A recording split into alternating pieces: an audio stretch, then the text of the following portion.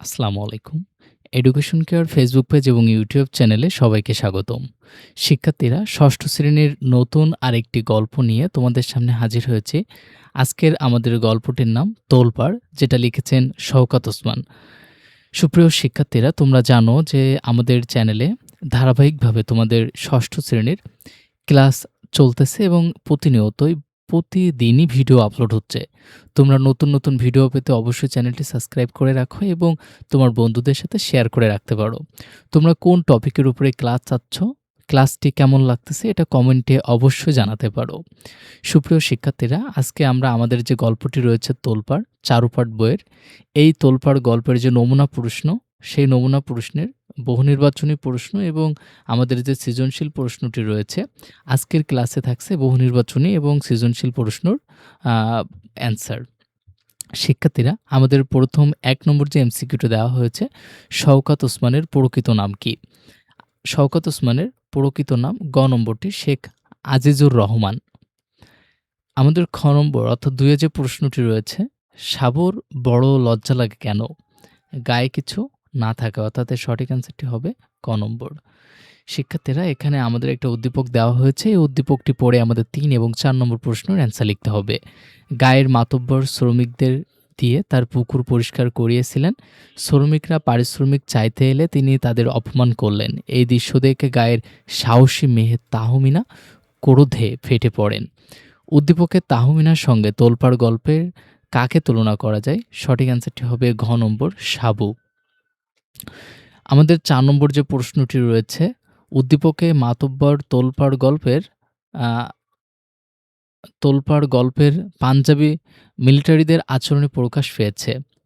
নিষ্ঠুরতা, ক্ষমতার দাপট নাকি অত্যাচারী মনোভাব? সঠিক অ্যান্সার তিনিটা। ১, ২ ও ৩। শিক্ষার্থীরা, এখন আমরা আমাদের যে সৃজনশীল প্রশ্নটি রয়েছে, এই সৃজনশীল প্রশ্নটির সমাধান করব। তার আগে আমরা আমাদের প্রশ্নটি একবার পড়ে নিব। এখানে রিকশার ধাক্কা খেয়ে পড়ে গিয়ে আমিন সাহেব পায়ে ভীষণ ব্যথা পেলেন। ফারুক তাকে উঠিয়ে পরিচয় জিজ্ঞাসা করে তিনি বললেন, "আমি মুক্তিযোদ্ধ আমিন।" ফারুক সালাম জানিয়ে কাছের বন্ধুদের ডেকে এনে তাকে হাসপাতালে নিয়ে চিকিৎসার ব্যবস্থা করেন। মুক্তিযোদ্ধা আমিন সুস্থ হয়ে ফারুককে কিছু বকশিশ দিতে চাইলে ফারুক একজন মুক্তিযোদ্ধার সেবা করতে পারাকে বড় বকশিশ বলে জানান। আমাদের এখানে ক নম্বর যে প্রশ্নটি রয়েছে, সাবুর মায়ের নাম কি? শিক্ষার্থীরা, আমরা উত্তরটি একটু দেখে নাও। সাবুর মায়ের নাম জৈতুন বিবি। আমাদের খ নম্বর যে প্রশ্নটি রয়েছে, আর এখন কিছু করতে না পারলে অশান্তি সাবুর এই মনোভাবের কারণ ব্যাখ্যা করো। আগে ফাইফরমাস করতে সাবুর বিরক্ত লাগতো, কিন্তু মুক্তিযুদ্ধের সময় অসহায় মানুষকে সাহায্য করতে না পারলে তার মনে অস্বস্তি হয়। শহর থেকে প্রাণ বাঁচাতে হাজার মানুষ সাবুদের গ্রাম দিয়ে পালিয়ে যাচ্ছে। এই মানুষগুলো কষ্টের অবস্থা দেখে সাবুর মনে তাদের পাশে দাঁড়ানোর ইচ্ছা জাগে। আলোচ্য উক্তিটি সাবুর এই মানসিকতার অবস্থার কথাই বোঝানো হয়েছে। আমাদের গ নম্বর যে প্রশ্নটি রয়েছে, উদ্দীপকের তোলপাড় গল্পের মিসেস রহমানের কোন ঘটনার মিল রয়েছে ব্যাখ্যা করো। এখানের অ্যান্সারটি হবে উদ্দীপকে মুক্তিযুদ্ধে আমিন বিপদে পড়ে অন্যের কাছ থেকে যে সাহায্য পেয়েছেন তার সঙ্গে তোলপাড় গল্পে মিসেস রহমানের সাহায্য পাওয়ার ঘটনার মিল দেখা যায়। তোলপাড় গল্পে মুক্তিযুদ্ধের সময় সাধারণ মানুষের কষ্টের ছবি তুলে ধরা হয়েছে। গল্পে দেখা যায় পাকিস্তানি বাহিনী আক্রমণে শহরের মানুষ প্রাণ বাঁচাতে পালিয়ে যাচ্ছে। মিসেস রহমানও তাদের একজন। শহর ছেড়ে পালানোর পথে তিনি সাবুর কাছ থেকে সামান্য সাহায্য পান। উদ্দীপকে মুক্তিযোদ্ধা আমিন একজন বয়স্ক মানুষ, তার সঙ্গে গল্পে মিসেস রহমানের কিছু মিল রয়েছে। উদ্দীপকে দেখা যায় আহত আমিনকে ফারুক চিকিৎসা সেবা দিয়েছে।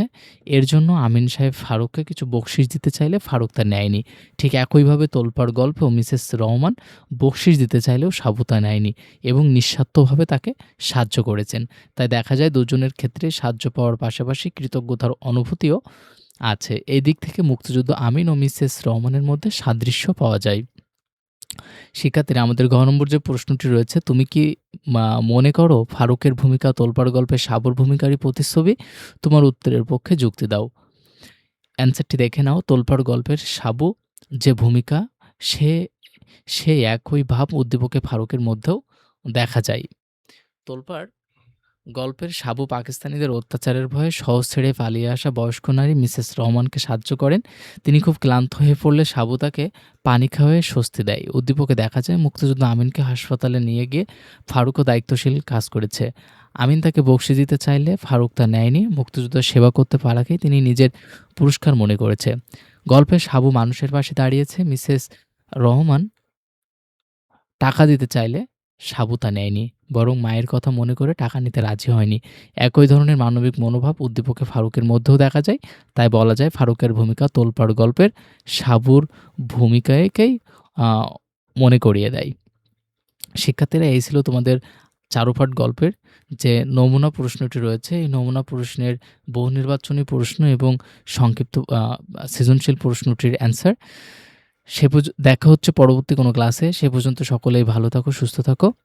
আর যদি ক্লাসটি ভালো লাগে তাহলে অবশ্যই একটি লাইক এবং একটি সাবস্ক্রাইব করে রেখো। দেখা হচ্ছে পরবর্তী ক্লাসে। ধন্যবাদ সবাইকে।